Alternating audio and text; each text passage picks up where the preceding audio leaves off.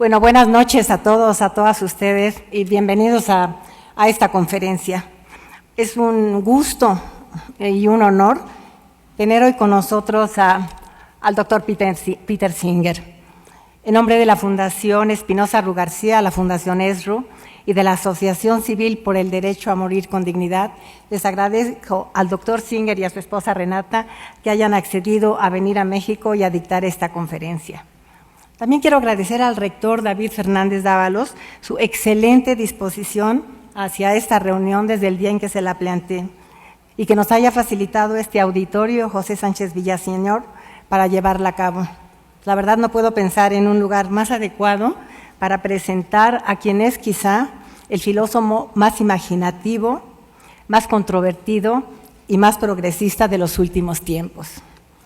Cuando Julio Serrano Espinosa me recomendó por primera vez a Peter Singer, y se lo agradezco, hace ya varios años, yo empecé a leer todos los libros de Peter Singer que encontré. Y desde entonces, pues no he dejado de seguirle la pista. En mis clases, Peter Singer es siempre autor de referencia obligada. Con tan solo citar unas cuantas frases suyas, como pues todos ustedes que lo han leído saben, o con hacer alguna de sus preguntas como ¿por qué es más sagrada la vida de un ser humano que la de una lechuga o la de un chimpancé, por ejemplo? Bueno, todos mis alumnos enseguida se prenden y ya el curso se echa a andar con excelentes expectativas.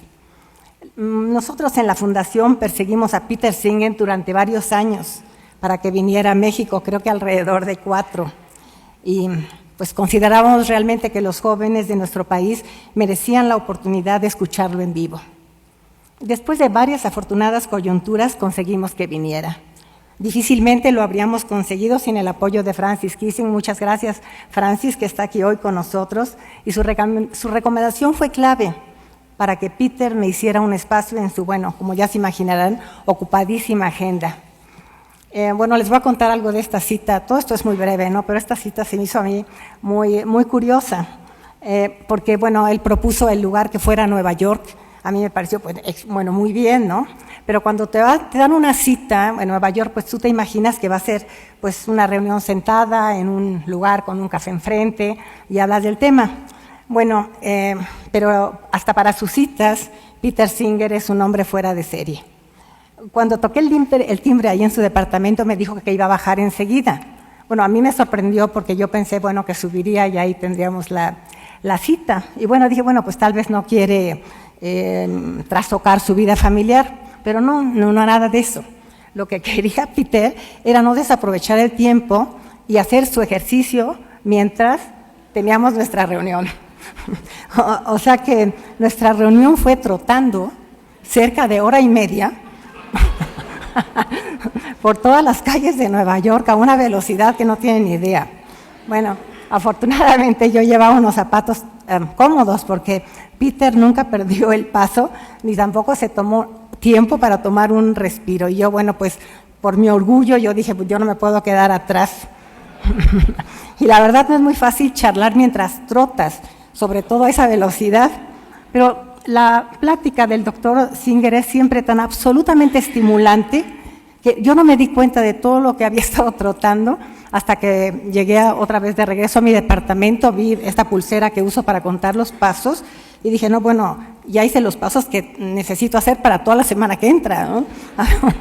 Entonces, me gustaría seguir hablando de Peter, no me toca a mí, le toca a Pablo, pero de lo que sí tengo que hablar es un par de cosas y les prometo ser muy breve, de las dos fundaciones que están promoviendo esta reunión. Fueron creadas a partir de un legado de mi padre, Manuel Espinosa Iglesias, quien yo creo que se adelantó varias décadas a una práctica que ahora es generalizada y legó buena parte de su fortuna a la filantropía. Yo creo que sin haber conocido a Peter Singer, su filosofía era un poco parecida a la suya y en ocasiones podía hasta parecer frío. Él decía que él no quería donar a causas que hacían llorar, sino aquellas que desde su muy particular perspectiva, y creo que aquí pueden diferir las perspectivas de Peter y de mi papá, pero siempre era como donar con la cabeza más que con algo que hiciera llorar, con la emoción o con el corazón. Y decía Manuel Espinosa Iglesias pues, que quería algo que repercutiera de la mayor medida posible al bienestar de los mexicanos. Por ejemplo, cuando construyó el Museo Amparo de Puebla, que a mí me parece muy bonito, no pensó en la cultura, curiosamente. Él como que hizo sus cuentas y dijo, bueno, si tenemos este museo en Puebla, los turistas que vengan a Puebla se van a quedar un día más porque van a querer ver el museo, se van a quedar a dormir en Puebla, que a lo mejor no se quedarían, y cuántos trabajos, cuántas fuentes de trabajo vamos a poder tener alrededor de este museo. Lo que yo no sé si Peter estaría de acuerdo en que construir un museo bajo ese supuesto es altruismo efectivo. Y lo mismo hemos hecho nosotros en la fundación de su legado de Manuel Espinosa Iglesias, que es usar siempre la cabeza, la razón antes de hacer la entrega de los donativos. Por ejemplo, con las becas educativas realizamos a partir de nuestro centro de estudios, y está aquí el doctor Cárdenas, que es el director, realizamos una encuesta sobre movilidad social para ver dónde convenía más dar esas becas. Y bueno, encontramos que era entre los jóvenes que no tienen padres profesionistas. Porque en México también encontramos, es muy difícil que una persona que no tiene padres profesionistas llegue a ser profesionista. Y como también sabemos que ser profesionista es lo que te da más posibilidades de mejorar económica y social y culturalmente, pues decidimos que ese era exactamente el nicho a donde nosotros teníamos que enfocarnos, que era el de los jóvenes, las mujeres que no tenían padres profesionistas. Una última asociación que hemos creado, que es por el derecho a morir con dignidad, elegimos como causa promover los cambios sociales y legales para que los mexicanos y mexicanas podamos optar legalmente por una muerte digna. Consideramos que pues, es improcedente que en este país millares de personas sufran muchísimo antes de morir, cuando hay muchas cosas que pueden hacer para paliar ese sufrimiento, como hablamos aquí con el doctor también. Bueno, ¿son estas o no son causas de effective altruismo? Las calificaría Peter de effective altruismo. ¿Habrá otras causas más efectivas para mejorar el mundo que otras que hacemos ahí, como enseñar a niños sordos a oír tras un implante coclear, promover la escritura autobiográfica entre las mujeres en reclusión, impartir clases de baile a niñas que han sido sexualmente abusadas, promover las artesanías mexicanas, como lo hacemos también en ESRU, a través de todos los integrantes de su patronato, Amparo, Julio y Manuel Serrano Espinosa, Alfonso Ferreira, María Fenollosa, Mauren Mondragón y tantas otras personas más? ¿Es o no altruismo efectivo eso que hacemos nosotras?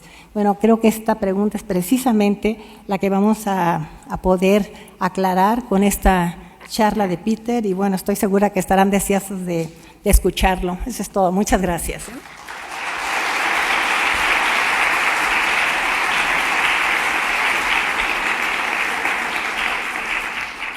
Bueno, enseguida una breve presentación del profesor Peter Singer.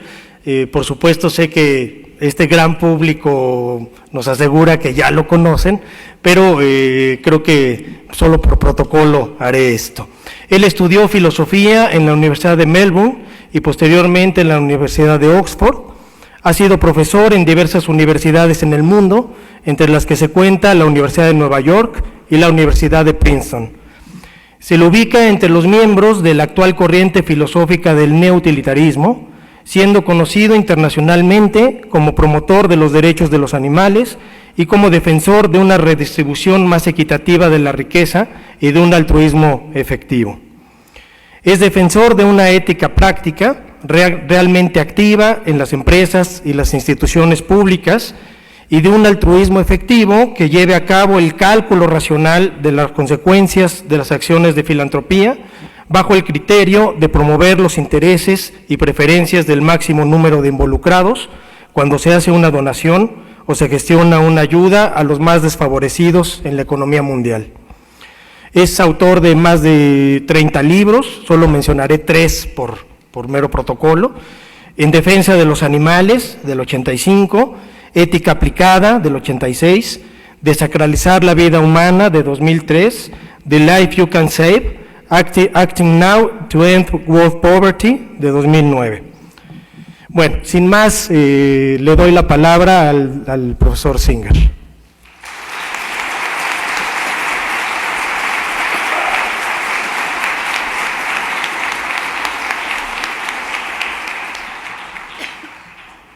It's a great pleasure to be here and to be able to speak to you about this very important topic of effective altruism.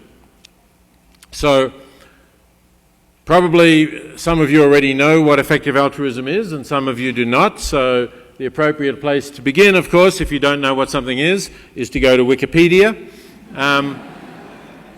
And if you're lucky, it will give you a good account of what it is. And in the case of effective altruism, this is indeed a good definition of what it is. You see that effective altruism is both a social movement, a name for a movement of many people, particularly young people, but it is also a philosophy in the broad popular sense of an approach to life, a way of living. And that way of living is that we should live in a significant part of our life, at least, to try to make the world a better place. Not that we all have to be saints and do this in everything we do, that would be too much, but that we make it an important goal for us that we do live so as to make the world a better place. And the other part of this, though, is that we draw on our abilities to think, to reason, to evaluate evidence in order to find out how we can best make the world a better place. Because if we are putting some time or money or effort, whatever it is, into making the world a better place, we want to do as much good as we can. It's not enough just to make the world slightly better if for the same amount of effort we could have made the world much better in some way. So that's the thinking behind effective altruism. But of course you might then ask, well, what do we mean by making the world a better place? What are the things that contribute to that? How do we think about that? So here I have just some thoughts from somebody who has been important in the effective altruist movement, who I'll talk about a little bit more later on in my talk. His name is Holden Karnofsky. So in a blog a while back, he wrote down what he thought were some of the characteristic values of effective altruism, and I've slightly modified what he wrote, but these seem to me to be something that I would agree are important values. So we start by saying effective altruism takes a universal perspective. So, Amparo, in regard to what you said about your father's work, of course, if it's good for Mexicans, it's good for the world, but you also have to think about, is this the best thing you can do for the world? So that's at least an open question. We shouldn't be thinking only of improving our local community. We should be thinking of, is this the best thing we can do universally?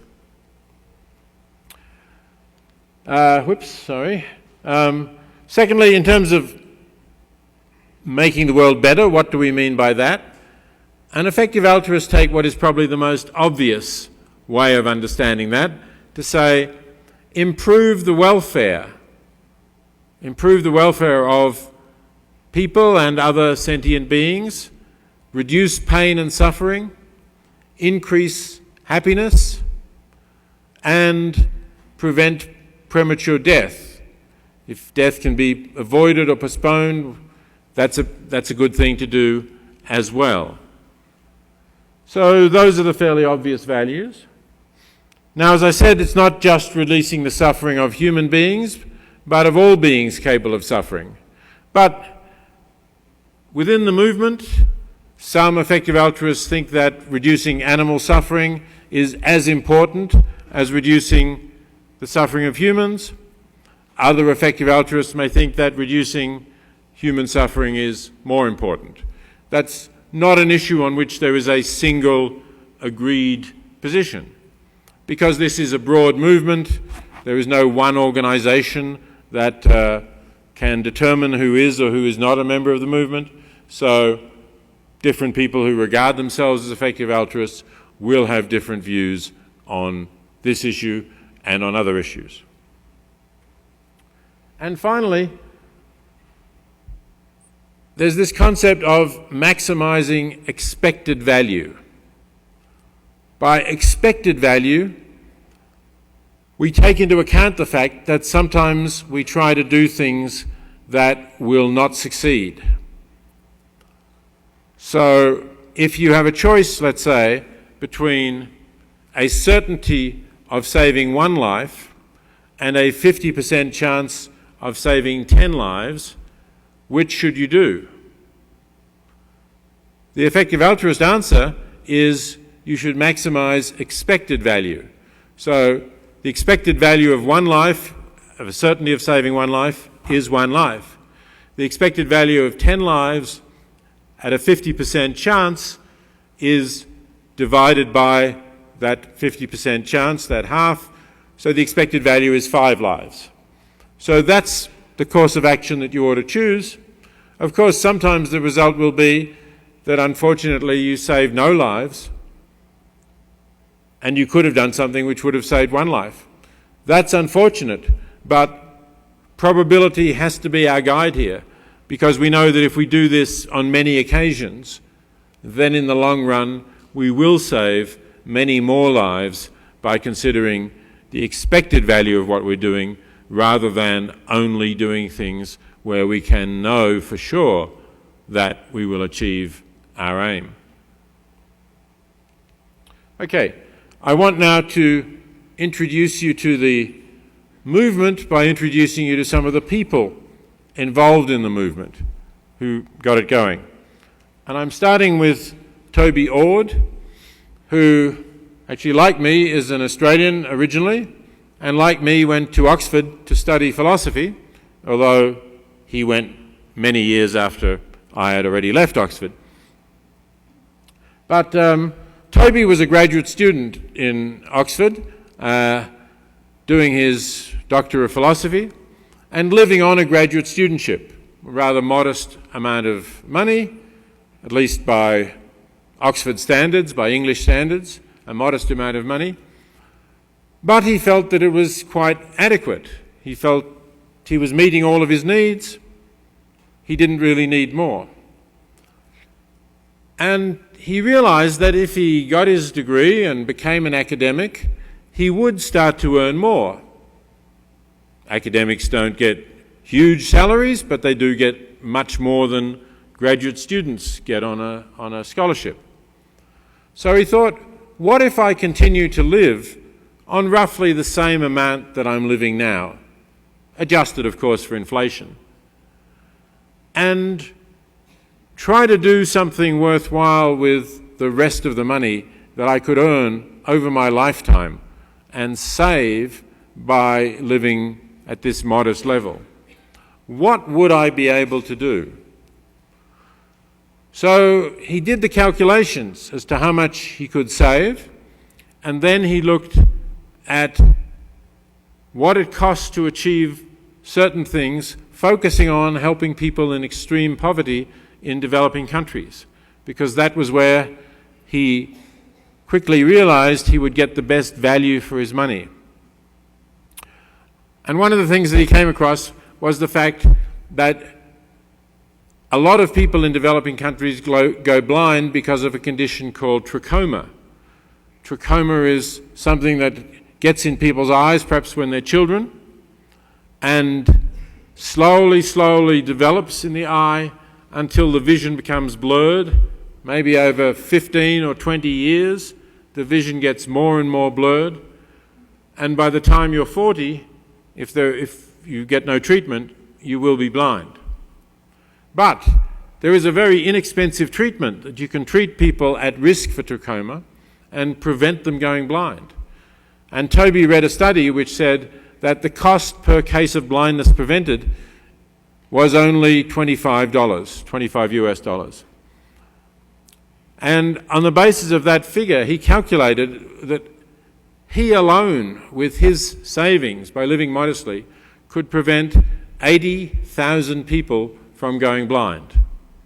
You can imagine a huge football stadium full of people, and just think, they can see, they could watch this game because of what I had done, what I alone had done. That would be an amazing thing to achieve in your life, Toby thought. Even if he achieved nothing else, that would be an amazing thing to achieve. So he decided to do that. He decided to take a public pledge that he would live on the inflation-adjusted equivalent of his studentship and donate the rest to the most effective charities that he could find. And he wanted to publicize this. So he went online, he put up a website called Giving What We Can, and he told other people about the opportunity that he had discovered to make such a difference in the world. And he invited other people to pledge, not to make the same commitment that he did, because he realized from talking to friends that it might be a very small number of people who were prepared to make the commitment that he did. But he asked them to pledge to give 10% of their income, the traditional tithe, to effective charities to help people in extreme poverty. And he did get quite a number of people signing up to that. So in addition to what he's giving himself, he is now responsible for, it's now totaling, will total hundreds of millions of pounds that people have pledged to give throughout their careers to effective charities. So there's the trachoma clinic that is treating children. Okay, Julia Wise is a woman who lives in Boston. She's not a philosopher. Not everybody in this movement at all has a background in philosophy. But Julia realized even as a child that she was very fortunate to be living in the United States, to have enough to meet all of her needs, and to be able to spend money on fun things like buying ice creams or going to the movies. And she realized that there are other people in the world who did not have enough to eat, or who could not get even the most basic health care, who had to watch their children die from preventable conditions because they couldn't get health care.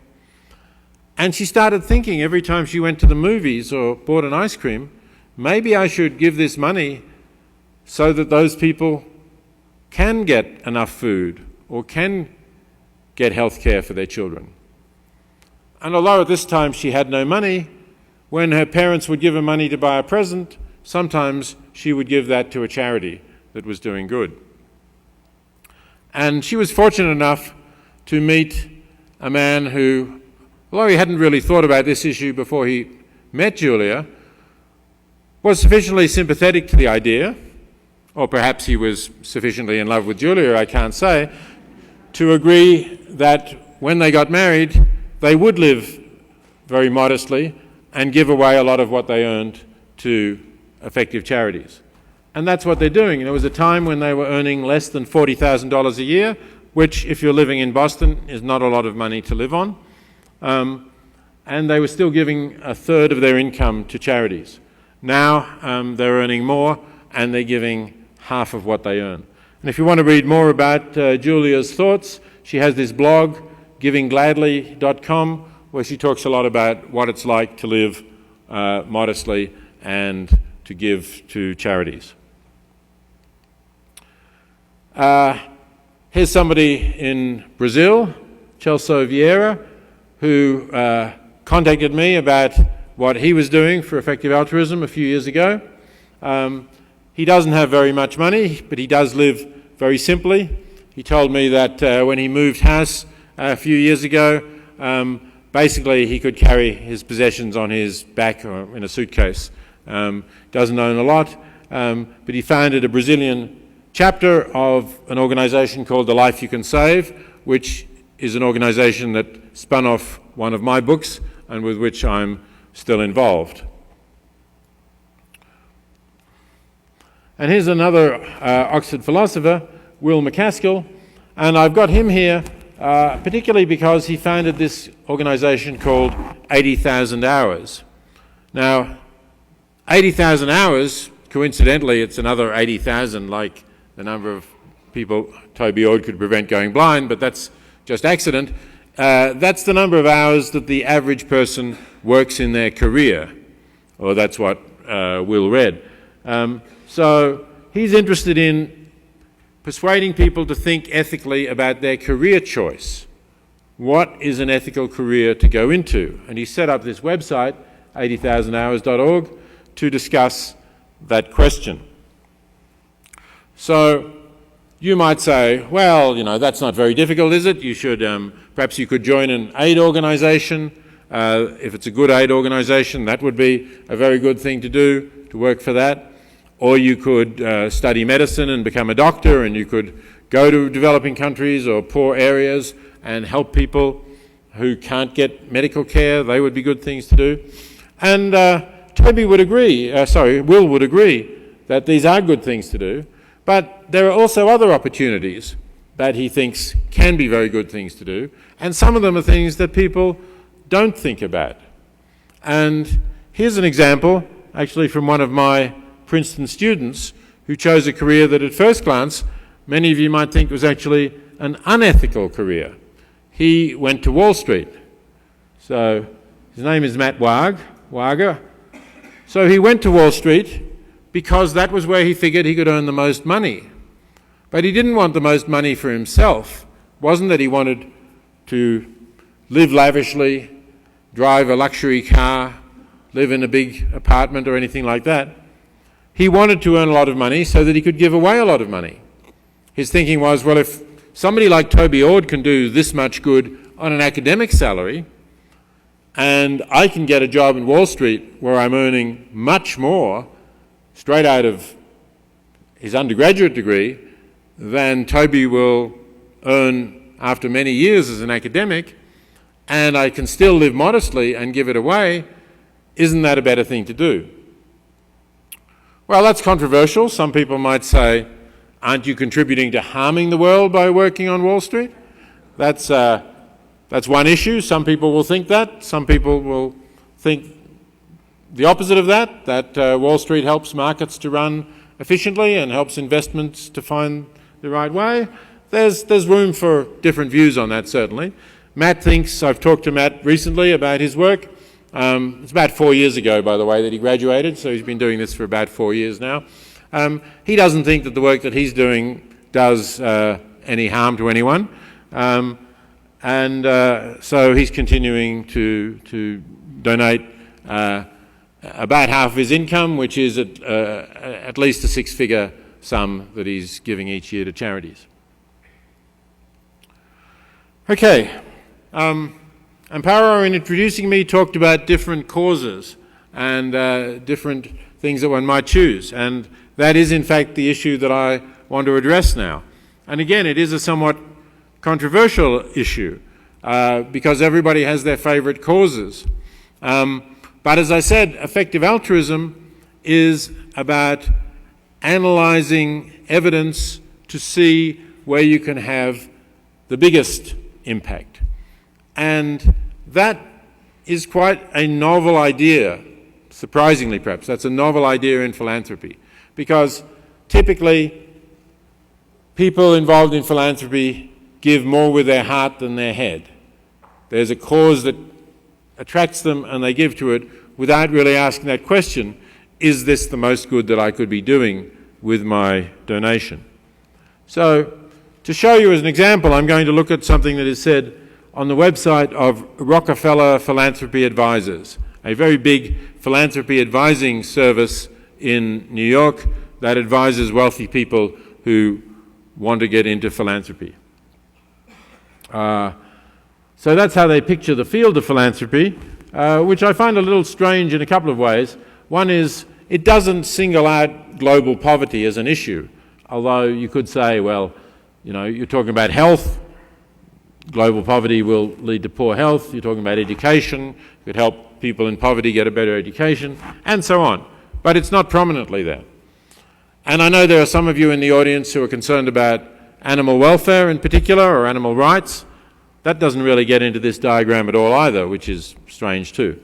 But the main thing that I want to raise about Rockefeller Philanthropy Advisors is this statement on their website. They say, what is the most urgent issue? There's obviously no objective answer to that question. And this, I think, is a serious mistake. I don't think we should just throw up our hands and say, it's all subjective. There's no way of choosing between the different causes. Let me give you a couple of causes, a couple of examples, which are actually in this booklet that's on the PDF, that's on the Rockefeller website. Here's one which I think was a very effective donation that effective altruists would all approve of. Back in 1998, Ted Turner, the founder of CNN, gave $1 billion to scale up proven health programs against killer diseases that largely kill children in developing countries. And at least at the time, the cost per life saved may have been as low as $80. It may not be that low now because the easiest cases perhaps have been dealt with and it gets harder to reduce these diseases further, so it costs more. But that's extremely cost effective. If you could save a life for $80, that is a highly cost effective thing to do. By contrast, the leaflet mentions this donation by Lucille Packard to establish a children's hospital in Palo Alto. Palo Alto is in California at the southern end of Silicon Valley, where Stanford University is. It's one of the wealthiest, I think it ranks as the third wealthiest community in the United States, which of course is a wealthy country. So people in Palo Alto already have a good level of health care. There's not really anybody who can't get some health care, because even if you don't have health insurance in the United States, if you're seriously ill and you turn up at a hospital's emergency room, by law they cannot turn you away until they have dealt with whatever is endangering your life. And if they're really poor, they'll have Medicaid and they'll have more care there as well. So the kinds of things that the hospital will do is spend a lot of money to separate a pair of conjoined twins. It's a good thing to do, to separate conjoined twins, but is it worth spending between $1 and $2 million on if there are people dying in the world whose deaths could be prevented, maybe not for $80 anymore, maybe for $800, maybe even for $8,000. But even if it was for $8,000, you're still going to save a lot of lives for between $1 and $2 million. So effective altruists would say, why spend money on helping one pair of twins, two people if you like, when for the same amount of money you could make at least as big a difference to hundreds of people. And here's another example. This is a recent one that was in the headlines in the United States earlier this year. David Geffen, who is an entertainment billionaire behind DreamWorks, probably seen DreamWorks movies, gave $100 million towards the renovation of what used to be the Avery Fisher Concert Hall at the Lincoln Center in New York, and is now going to be the David Geffen Concert Hall.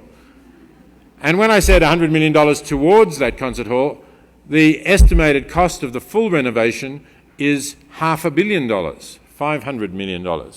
So I would again say, can one really compare the amount of good that you do by renovating a concert hall where people who are already very comfortably off go to hear concerts as compared with what that money would have done?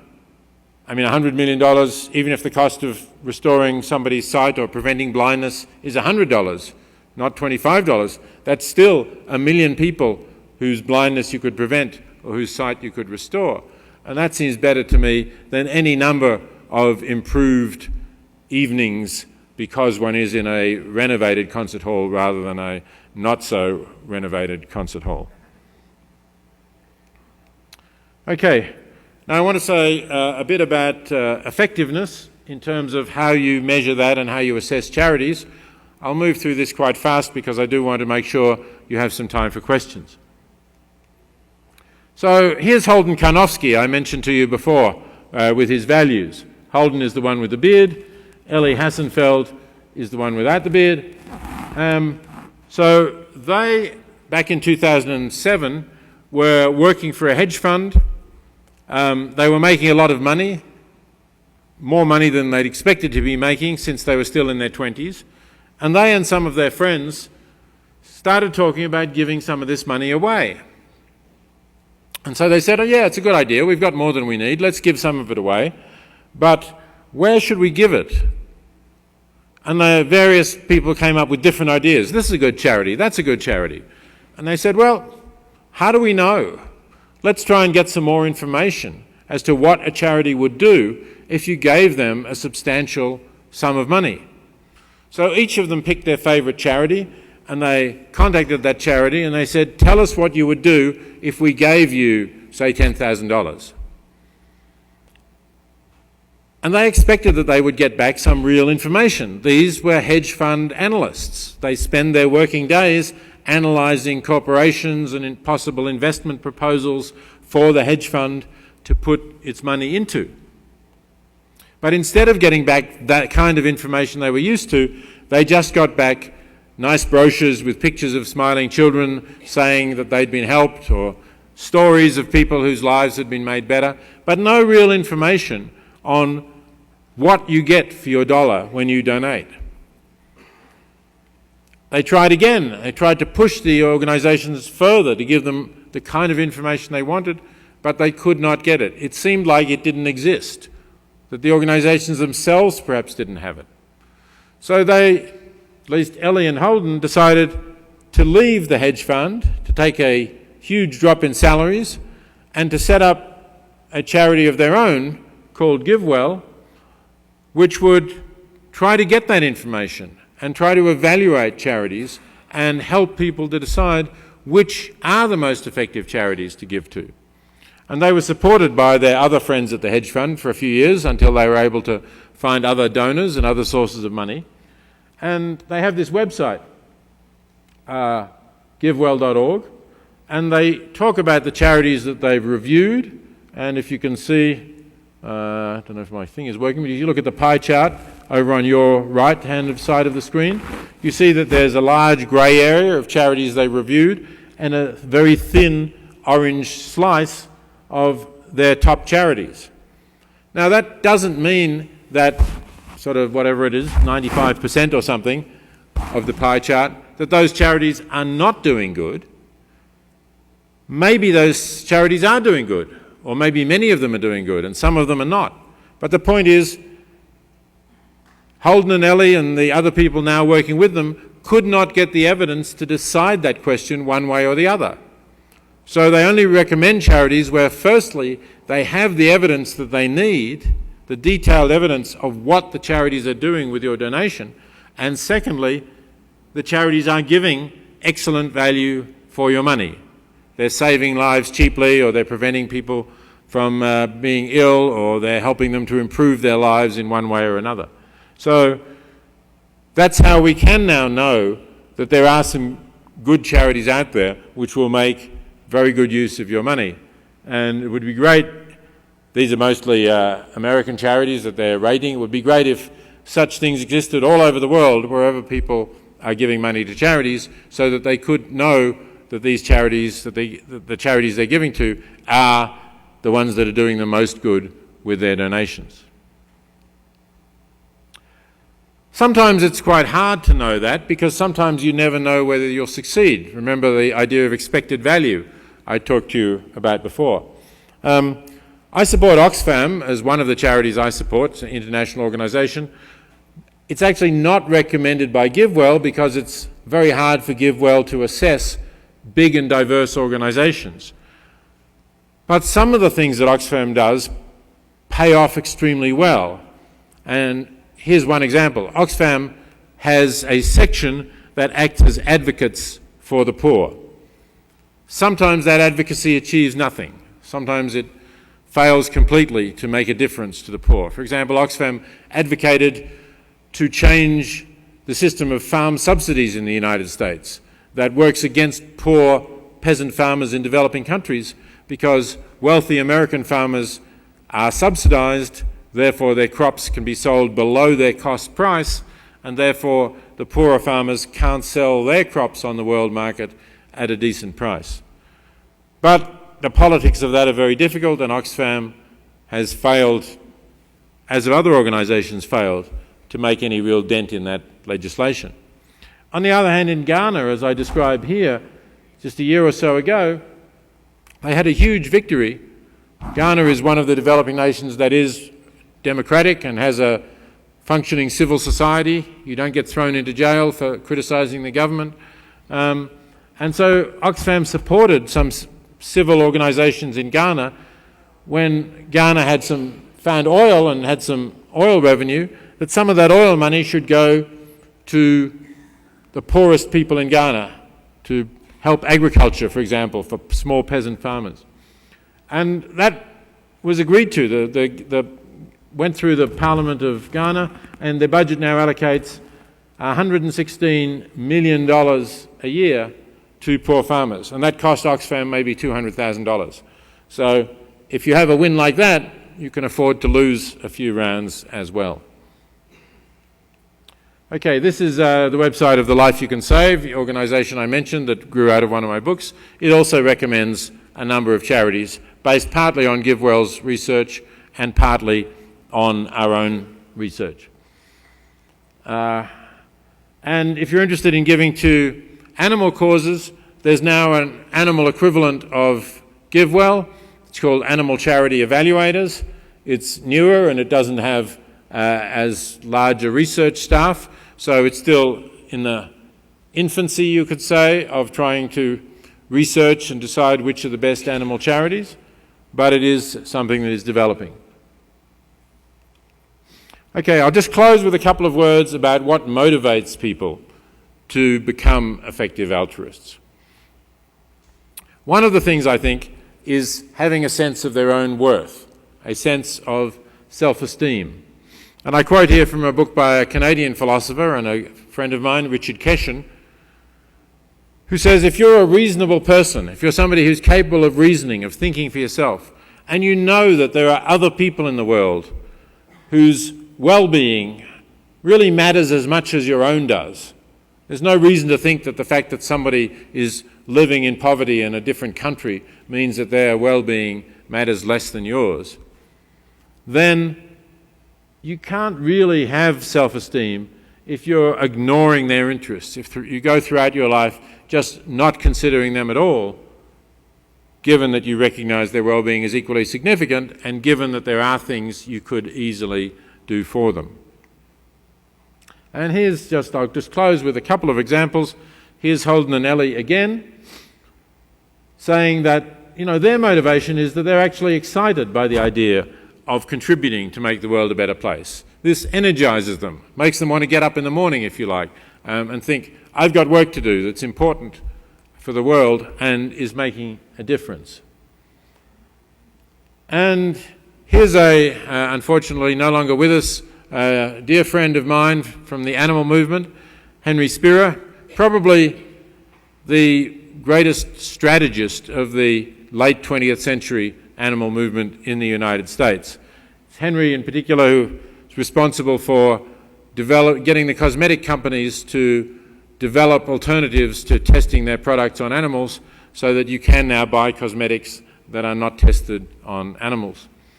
And this quote comes from an interview I did with Henry towards the end of his life. And he knew that it was towards the end of his life. He had esophageal cancer, and his doctors had told him that he had only months to live.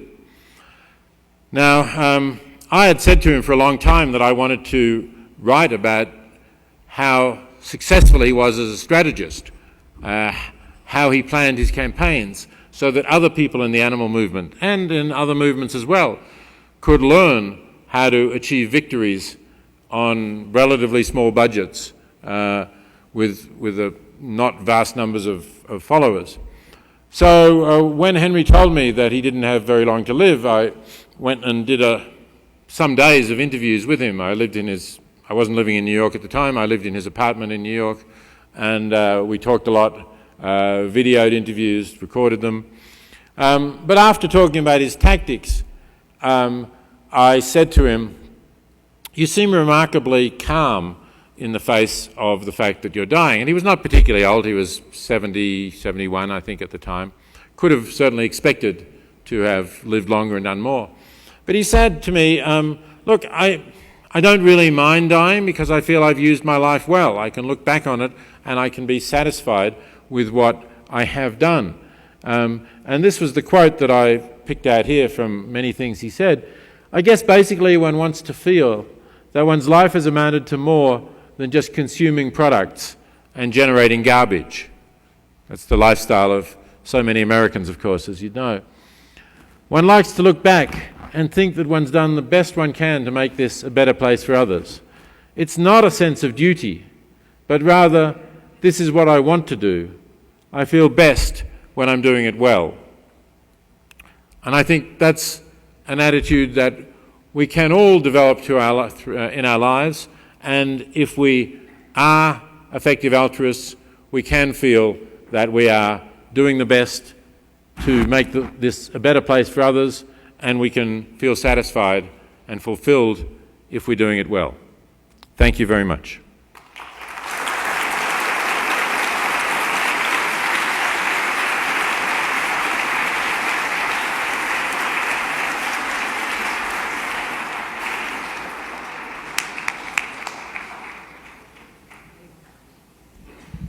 Bueno, vamos a tener un espacio para preguntas y reacciones ante la conferencia del doctor Peter Singer.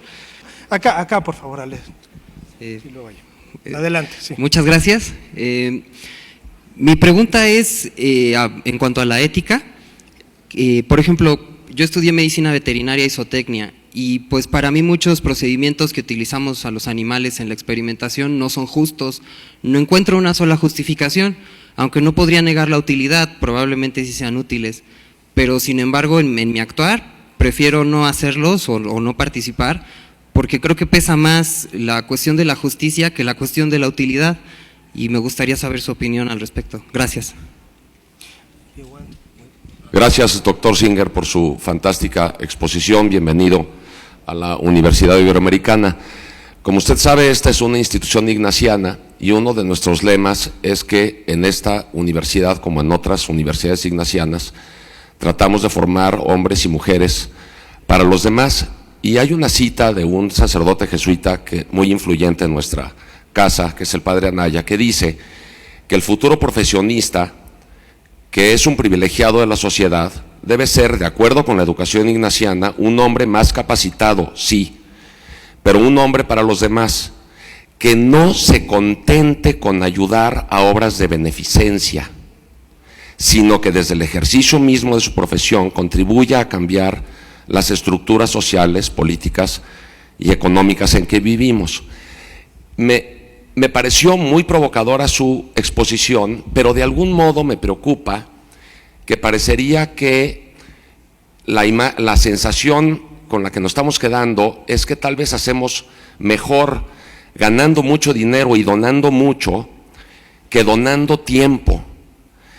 En esta universidad creemos que dar tiempo a los demás, el trabajo pro bono público, es también muy importante. ¿Qué puede usted decirnos del trabajo pro bono como una actividad de donación que no es en numerario, en efectivo, pero también al cabo una donación?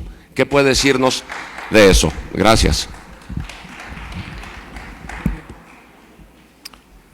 Thank you for both questions. With regard to the use of animals in research and in education, I think that we ought to really consider the animals as independent beings with lives of their own to lead, and we ought to give the same weight to their suffering that we would give to the suffering of a human being.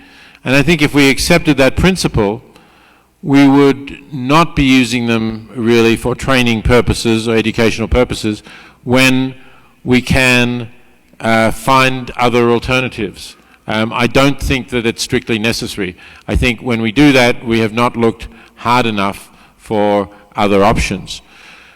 That's not to say that, there might not be occasionally a case where some research can only be done with an animal and could have enormous potential.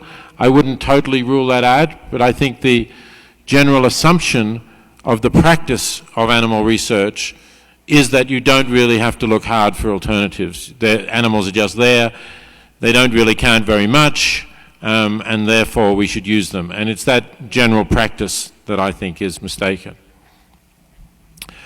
With regard to the question of doing pro bono work, I think it really does depend on the circumstances and on what you're trying to achieve. I mean, suppose that you are a professional, maybe you're a lawyer, you can make $500 an hour in your office, or you could take some time off and work in a soup kitchen serving the poor. Now, if you work in the soup kitchen, you will have some direct contact with the poor, you will get to understand them better, there are certain things that you will achieve, and those things you may think of as good for you in terms of your life and your understanding. But at the same time, the effective altruist would say, you must balance that against the fact that basically anybody can serve soup. It doesn't take very much skill, and rather few people might be able to earn $500 an hour professionally. So if you could earn more and donate that money, that is an alternative. And so I would say, yes, if you want to have the experience of working for the poor, have it, but don't overdo it. Don't spend too many hours doing that, because you should think that every hour you spend doing that is $500 that you're not earning and that you could be donating to an effective charity. I'd like to ask, in which measure would you say that effective altruism really helps the world? If, for example, you donate 10% of your salary, where you're still paying taxes, which are fueling a war that you don't necessarily agree with. So using Henry Thoreau's example of direct action, would that be also a solution? And what would be the difference between, the practical difference between effective altruism and direct action? One more question. First, thank you so much for being here. Your work has inspired my life, or my professional life, a lot. I've heard recently a lot of criticism against altruism because it can undermine markets, or it can undermine ways of people actually working to develop their own wealth and well-being, rather than being flooded with help. So what is your perspective on it, and the white man's burden that we can give a lot of money, whereas we can do social enterprises or work to develop economies? Thank you. They're both two good questions.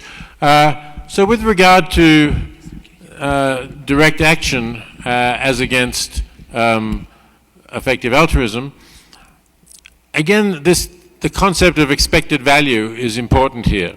If the direct action stands some chance of preventing something very bad happening, that may be a good thing to do. But you quoted Henry Thoreau. Henry Thoreau went to prison to stop the Mexican-American War. I'm sure that here in Mexico that was a very popular thing that makes him a great hero, but if I know my history correctly, he didn't stop the Mexican-American War, and Mexico still lost a lot of territory to the Yankees, right? So, I mean, it's, because he was a writer and a thinker, we read that essay, Civil Disobedience, and so on, and it has an impact, but in practical terms, you might have said he didn't really achieve much at the time. So effective altruists are interested in making a difference in results and in outcome, That's more of the question than, what gestures are you going to make? If, on the other hand, you have a chance of succeeding, then it is important. So I think, for example, one of the great moral challenges we face today is climate change, and I support action to try to prevent climate change, to make governments, to pressure governments to do more about reducing greenhouse gas emissions. Even though the chances of success might be slim, the consequences there are so enormous that I think it is important to do something about it. Now, the question about here was suggesting that altruism has been criticized for distorting markets and undermining markets. So, as I said, effective altruists are very concerned about all the consequences of their action, and they will want to know if that is or is not true in a particular situation. And if it is, and it's making it harder for local farmers to sell their produce, for example, they won't want to support that. And I think people are becoming more aware of this issue. The United States, for example, for many years gave a lot of food aid to developing countries. And the food aid program was really another kind of subsidy for American farmers, grain producers, because it was buying up their grain and shipping it to developing countries. And it was undermining the markets that otherwise would have been created there. I mean, sometimes undoubtedly it saved lives where there was a complete famine, but it prevented other people, farmers, local farmers, from getting a good price. So that's now shifting. One of the big organizations that was distributing it, CARE, said they would no longer distribute American-produced food as food aid. They wanted the government to give them the money to buy locally and prop up the market and redistribute in cases of famine to very poor people who couldn't afford to buy it. So there are ways around this problem, I think. I do support social enterprises when they're properly evaluated, when they're doing the right thing. Social enterprises can go wrong and do the wrong thing as well. So really it's always a matter of saying, do we have good evidence that this is achieving what we want to achieve and that it is not achieving something that we don't want to achieve? Buenas noches. Primero, gracias por la conferencia. Yo quería nada más poner en la mesa un tema cultural en México. ¿Cómo puedes incentivar el altruismo efectivo en un país en donde no estamos acostumbrados a la cultura de la donación o a la cultura de dar recurrentemente? Es decir, los mexicanos, y no son palabras mías, son palabras de académicos como Michael Layton o como Alejandro Moreno, los mexicanos damos a un nivel de asistencialismo a la persona que necesita en la calle o que no ha comido, y damos sobre todo en cuestiones de emergencia, somos solidarios cuando tenemos una emergencia, pero son pocos los registros que se tienen de una participación constante, de que tú des tu tarjeta de crédito o des parte de tu salario en beneficio de alguna causa. Entonces, ¿cómo se incentiva este altruismo efectivo en un país en donde no estamos acostumbrados a hacerlo? Ya, gracias. ¿Yo? Gracias. Going back to the gentleman that asked the question, I want you to clarify. I think it's very important not only to give money. I think time, for example, the lawyer, it's not that he wanted to work in a soup kitchen, but his time, for example, $500 an hour, maybe he could be a lawyer to somebody that cannot pay a lawyer. Maybe a doctor can operate without charging his operation. I think those valuable hours are sometimes much more valuable than cash. I think their time, their intelligence, all this giving through what you know to the causes are much more important than cash sometimes. Not everybody wants to work in a kitchen soup. They would give their intelligence and do the things to help people that cannot pay for it. So the question at the back invited me to say how Mexican culture can be changed so that there is a greater sense of giving. But I think it would be impertinent of me. I arrived in Mexico maybe 7 hours ago. And admittedly, it's not my first visit, but it's several years since I was last here. I don't think I can tell you how to change Mexican culture. I can only tell you what has motivated people in other countries, and maybe there are sufficient similarities and parallels for those things to motivate people here too. With regard to working pro bono,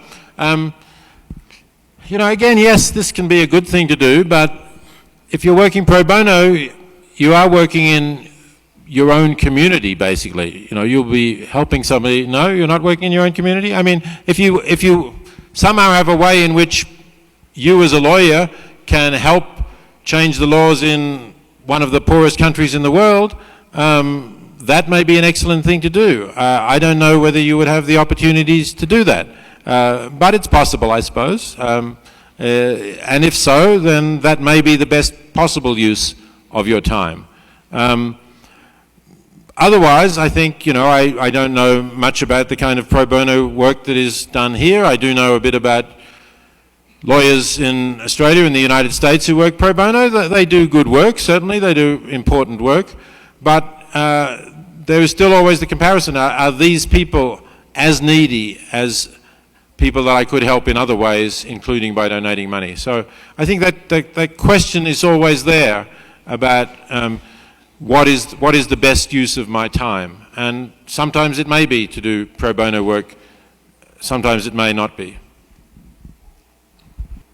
Antes que nada, antes de hacer mi pregunta, quiero felicitar al doctor Singer, pues de alguna manera muchos de los aquí presentes se han alimentado y han cambiado sus vidas después de la lectura de Liberación Animal, cuya primera traducción al español fue aquí en México.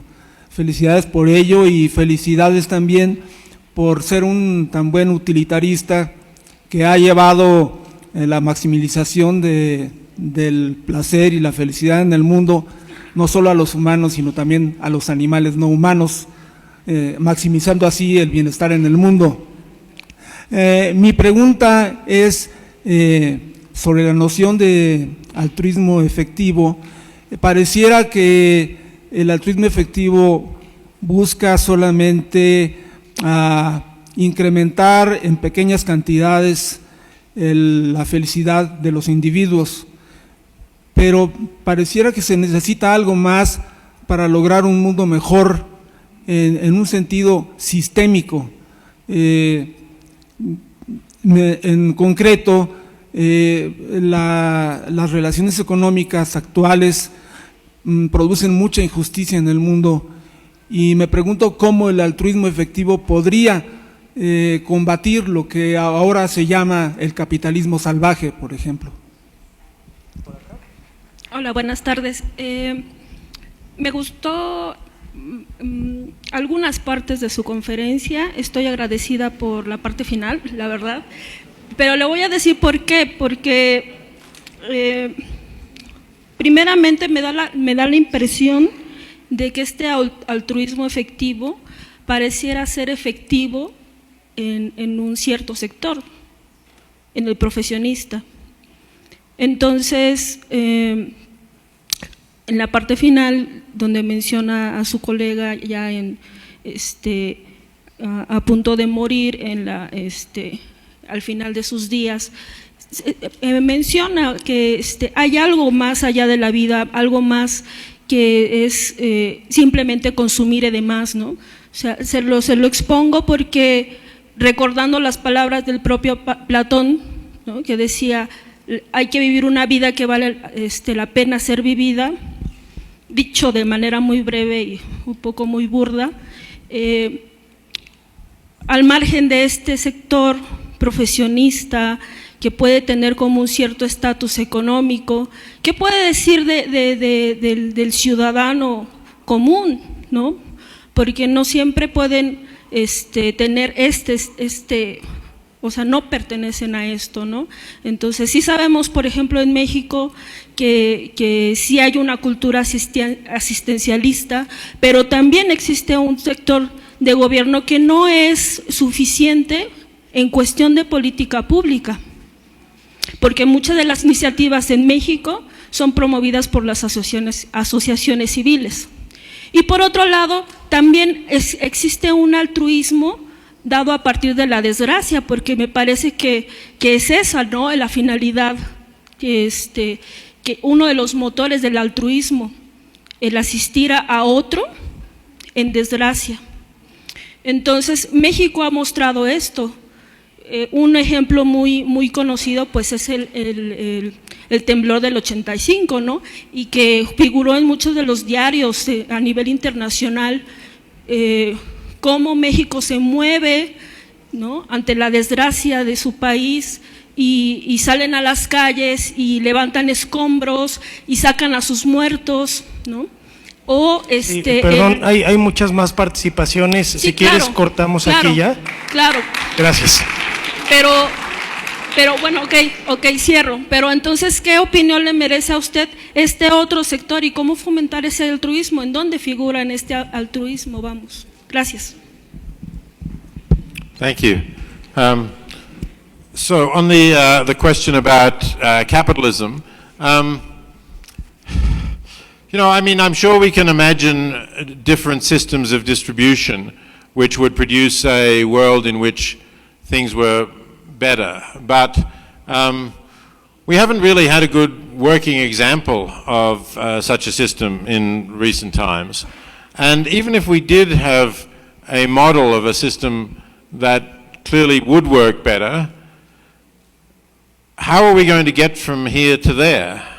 You know, as I said, we need to have an idea that we can change things. It's not enough just to make gestures. So if there is a plausible path that will lead to an alternative to capitalist economics that will produce a better outcome, I would say, you know, let's let people try to achieve that in some particular territory or state and see whether it works well as a kind of laboratory or model for others.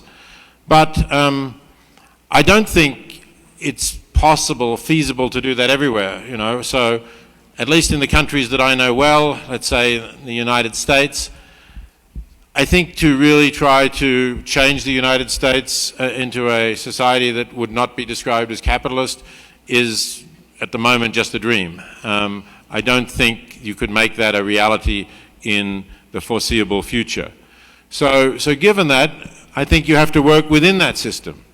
You have to say, I have to nevertheless do as much good as I can within that system to help people get established, get out of extreme poverty, to improve their health, to improve their opportunities, whatever it is I might do. And people may say, well, you know, that's just a Band-Aid, that's not treating the cause. But look, it often happens that we can't treat the cause of something and we have to use a Band-Aid, and it's better than not having a Band-Aid to use in those circumstances. So the question here suggested that effective altruism is something only for the professional classes. I don't agree with that. It's true that it has mostly been a movement of the professional classes, but not only of them. There certainly are other people who do save what they have and donate it, or who do volunteer their time. And here, if somebody has much more limited potential for earning, then volunteering their time may be the best thing they can do. And there certainly are people who are completely not from a professional background, not particularly well educated, who do volunteer their time. So I think that this is something that we should continue to encourage and continue to spread, and I hope that as the movement gets larger and better known, it will become more diverse and have a wider range of people working for it. Hola, puedo Estoy muy emocionada de conocer a la persona que fundó Proyecto Gran Simio y de formar ahora parte de esta organización. Una de las preguntas que me surge escuchando su intervención es sobre los santuarios de animales. Usted conoce el santuario de Proyecto Gran Simio en Sorocaba, Brasil. Aquí en México hay una iniciativa bastante seria de gente pues experta en esos temas que ha rescatado animales silvestres, sobre todo de circos. Y mi pregunta es si debemos de maximizar el bien, ¿cómo poder hacerlo en un santuario donde solamente tienes espacio y recursos para una población determinada y que eso no se convierta como en un freno para seguir ayudando a los animales? ¿Cómo podemos maximizar el bien aun cuando el espacio solamente tiene cabida para unos cuantos? Doctor Singer, buenas noches. Doctor, debo confesar que estaba yo a punto de retirarme al acabar este evento muy preocupado, hasta que no mencionó usted el tema de que, bueno, siendo abogado, si había la oportunidad de cambiar las leyes, valía la pena meterse, entendiendo otro tipo de altruismo. Y a mí me da la impresión que mucho del altruismo que usted nos está marcando es un altruismo muy personal y para ayudar en un momento muy específico, determinado, y no tanto en el largo plazo, ni generando cambios. Y sobre ese punto yo preguntaría muy concretamente, y porque también lo ha mencionado, que tenemos que pensar en los pobres en ese sentido. No es altruismo si también a alguna de esas personas que gana mucho dinero, que usted nos enseñó, y que además seguramente dona mucho dinero, y el hecho de poder lograr que tenga una sonrisa en un momento difícil, ¿no sería altruismo hacia él o tiene que ser forzosamente hacia los pobres? Por un lado. Y por otro lado, me quedo también con la sensación de que de repente todos esos que donan su dinero o que a veces donan su tiempo con algunos trabajos, y a veces es más por una satisfacción y una tranquilidad personal que por un intento de cambio. Y mi pregunta sería, ¿es eso o cómo realmente cambiamos y beneficiamos en el largo plazo? Gracias. Okay, so yes, I am familiar with the Great Ape Sanctuary in Brazil. I visited it a couple of years ago when I was in Brazil, and it was very sad to see that some of the chimpanzees that had been in circuses were so traumatized by their experience, or that had been lived alone, like in solitary confinement in some private zoo for many years. They were so traumatized they could not be socialized with other chimpanzees, which of course are normally social animals.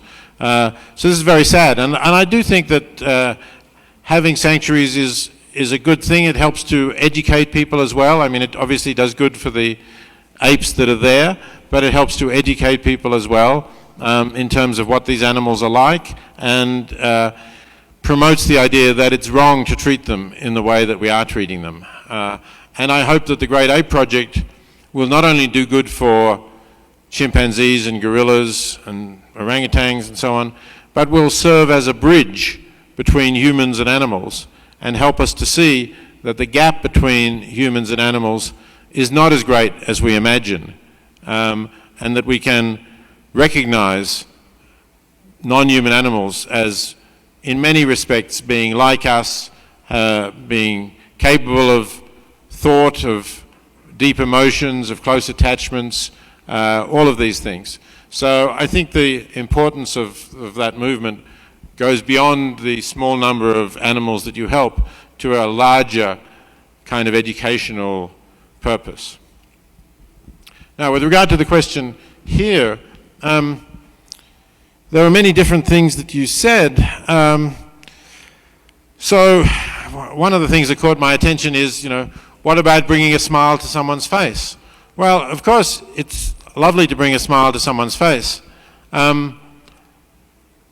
And if we can do that in our everyday life, that's a good thing to do. That's part of living well, of living ethically, to be kind and generous to the people that we work with, that we study with, that we associate with in various ways. But I also think we should look beyond the group of people that we associate with, and particularly if we are part of a community where those people are already well above the minimum level in society. So then I think we can quite often do more than that. Now, I agree with you that sometimes we want to change structures too, and it's part of some of the other questions we've had. We want to change structures to improve things in the way that civil society does, and we may make big differences there, and you may be able to make big differences in Mexico in a whole lot of things, including in the Association for Dying with Dignity, which may, reduce suffering for ultimately perhaps hundreds of thousands or even millions of Mexicans in their last days or weeks. So, yes, these things can certainly be important, but it's always going to be a question that is requiring thought. That's really what I was saying. What I guess the kind of thinking that I don't like is somebody who simply says, well, I'm going to give to research on breast cancer because my wife died of breast cancer and I loved my wife very much. Well, of course, it's in a way a natural sort of thing that, if somebody you love died of this disease, you would like to see this disease cured or ended. But I think you still have to ask, what is how much money is already going into breast cancer? What will I be able to add as compared to that? As compared to how much money is going to another disease which maybe only affects people in poor countries, and therefore there's very little money going into it because the citizens of the wealthy nations that put most of the dollars into medical research don't get that disease. And the pharmaceutical companies aren't interested in producing drugs for it because the people who get that disease couldn't afford to buy the drugs anyway.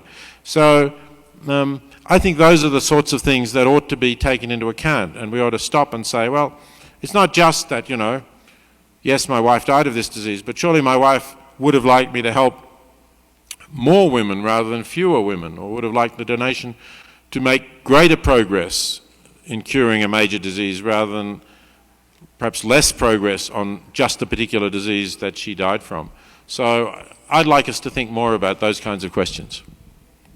Pues estas preguntas realmente están haciéndonos ver que ha sido una magnífica asistencia y una magnífica conferencia del doctor Singer. Yo creo que soy de los pocos que no he estudiado filosofía y estoy aquí presente, y en este tema quiero felicitar al doctor Singer y quiero decir por qué. Un caso práctico es en esta Universidad Iberoamericana. Los jesuitas nos han enseñado, y si lo queremos ver como mencionaron antes, es que hay que estar para y con los demás, y sobre todo con los más necesitados y los más desprotegidos. Nada más brevemente quiero dar un ejemplo para los que estamos presentes.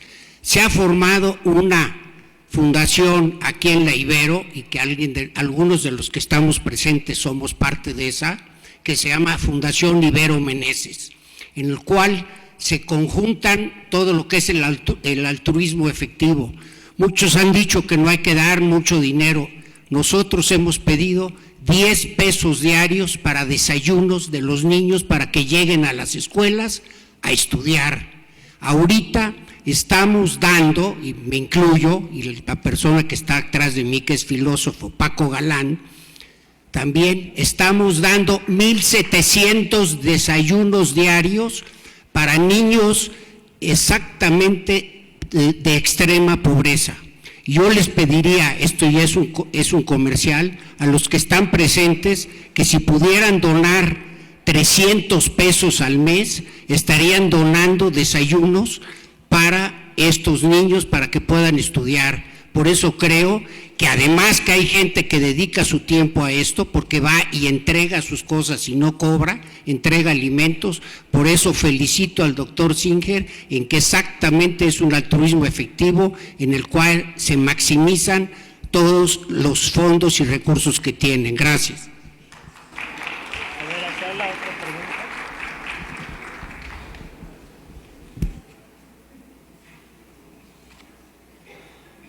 Iba acá.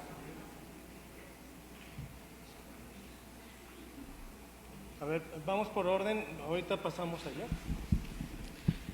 Okay, so it was a very attractive argument. However, I do see a problem in your argument in the sense that you still see that the person that you're giving the money to as,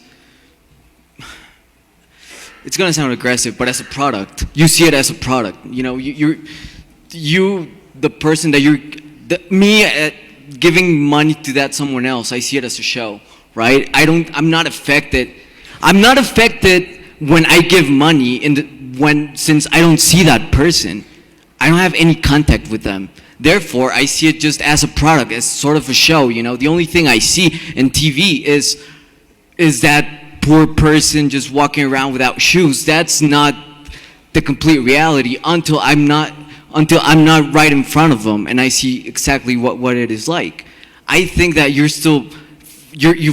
argument fails in the sense that it still makes that person you're giving the money to a product. It makes them a show. The show that I'm not making an investment. I'm just giving money to something, to that otherness. The person will stop being the other the moment I see them face to face. That's why when they talk pro bono, they say it's also very effective because I'm in the encounter of that other person, not just giving money to something I don't even meet the person I'm giving the money to. I see them again as a product. Thank you.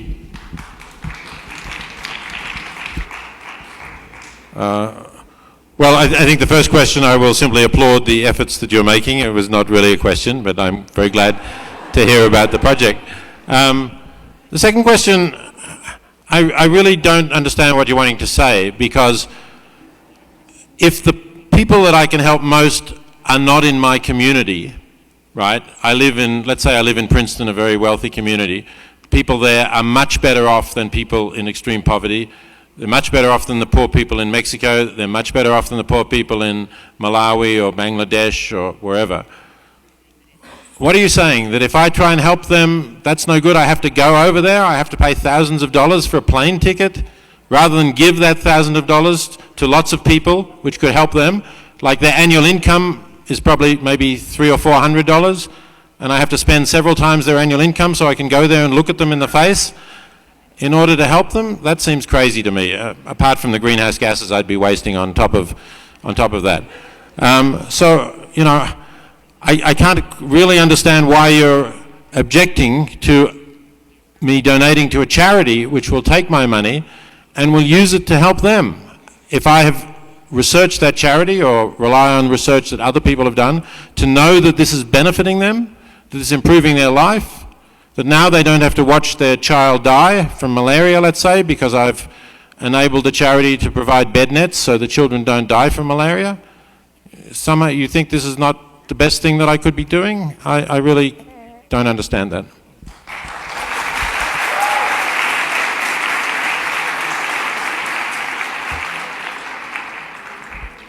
Hola, bueno, mi pregunta está dirigida a la figura del boicot. Quisiera saber si, por ejemplo, una empresa como Monsanto, ¿no?, que quiere comprar la patente del maíz en nuestro país, que va a provocar, no sé, un gran daño. Yo en el momento en el que me enfrento y digo, yo no voy a incentivar que una empresa así venga a México y o sea, abuse de nuestra riqueza, ¿estoy haciendo altruismo efectivo o no se puede considerar como altruismo efectivo la figura del boicot? Gracias, doctor Singer, un placer escucharlo. Y hay un problema y un resultado desfavorable cuando se hace la ecuación de maximizar el resultado esperado, y es que necesariamente se deja de lado a otros.